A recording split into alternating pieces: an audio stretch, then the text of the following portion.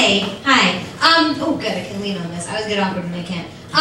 Let's talk about monkeys. Why not? We've already gone this far. Helper monkeys make me laugh. I'm sure they're useful. I'm sure they're very, very helpful, but it seems like a shit deal. You know, like, I'm sorry, you've lost the use of your limbs. Here's a tiny monkey. You know, like, oh, well, he can open cabinets if they're lightweight, you know, like, or he can get into them, you know. If you follow me, I don't know, maybe you'll get help. I'm saying, you know, like, it's a free country.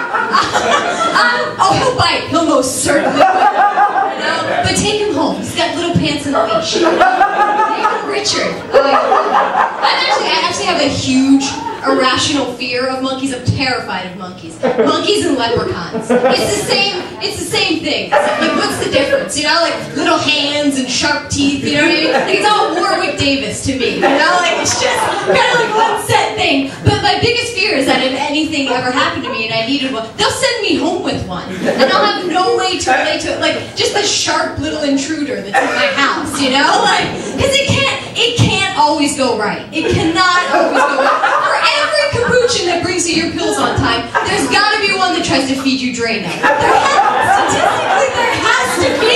You know, maybe not on purpose, you know what I mean? Like, but you get suspicious, you know? Like, you start, you know, in your heart, you'd know that monkey's out to get you. You'd make excuses like, well, he's new, he probably got the labels wrong. But after a couple days, you'd be like, but the Drano's under the sink, and I specifically asked for apple juice. So I got a bad monkey. And then Monkey Shines is no longer a work of fiction, you know? It's a documentary right in your home. What's even more terrifying is that the monkeys wouldn't even have to be that obvious with the Drano. You know, like, if I was a helper monkey and I was hellbent on revenge, I'd just put sugar in everything my owner asked for. It would be like the Swiss Alps, you know? Like, spoonfuls and spoonfuls until they got diabetes. You know? Just cramming Starlight mints down their throat. If they can't use their arms, they can't bat me away. You know? Unstoppable. You know? That's just what happened. What if, and this is my dream, I hope that someday Wilfred Brimley needs a helper monkey. I would put on a fucking suit and apply. Just a little monkey suit right in there. You know, he's already got diabetes, he just needs that little push. Just that extra push right in a little sleeping. That's what he gets for Cocoon 1 and 2. You stop at 1, you didn't need to make 2. So Brian Dennehy, you're also on the list. And both of them too. This bums me out too, they always dress up monkeys so badly. Monkeys look awful. It's always like a drab pastel polo shirt, like a diaper, you know? Like, little monkeys look awful. Except for Lancelot Lynx. They looked fucking great, but they were chimps, you know? And they kind of earned a better dress code with all that detective work, you know? Well, they did. But yeah, why not just get really elaborate? Why not go all the way, you know? Like, dress up your helper monkey like Henry VIII.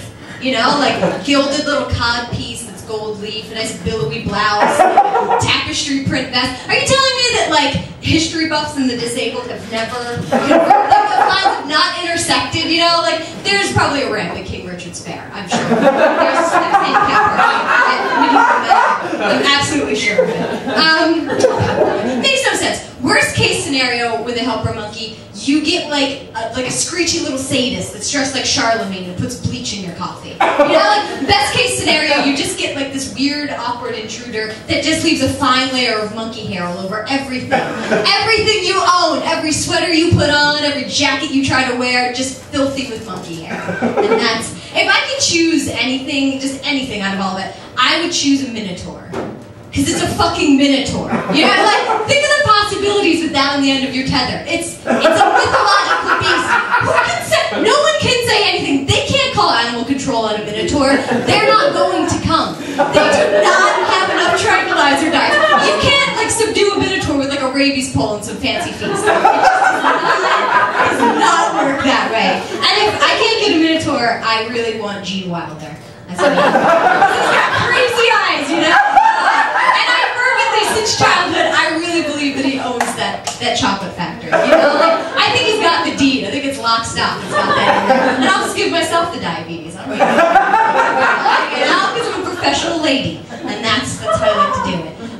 Here's my favorite game that I like to play involving Gene Wilder that I made up. And it's really easy, so I'll teach you. If you want. It's fairly simple.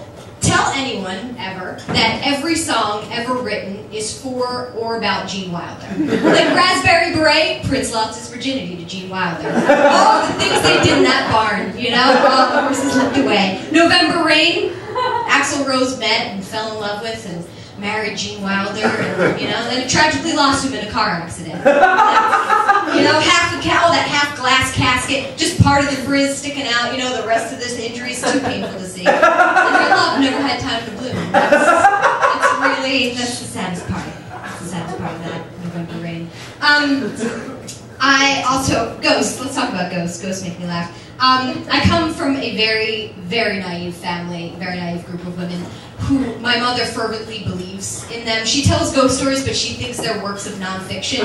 You know, like they have a great story about a piano in the home that was owned by a great aunt. She died, you know what I mean, the piano's still there, and that it played at night. And when I was little, terrified, absolutely terrified. Got a little bit older, and I was like, you never really said how long she had been playing for. You know, before the typhoid swept her away, you never got into how good she was. What if she was only 3 lessons in? You know, imagine like the racket in your home, you know, just noodling around, just waiting for the piano teacher to die as well. You know, statistically, there can't be that many piano explosions. Or like that many like murder, suicide, piano teacher, and student packs. It just doesn't, I don't think it pans out that way. Just an entire afterlife spent like noodling around, just half a chord, waiting to learn the other half of green sleeves. It's a very, very useless joke. And I'll end on this.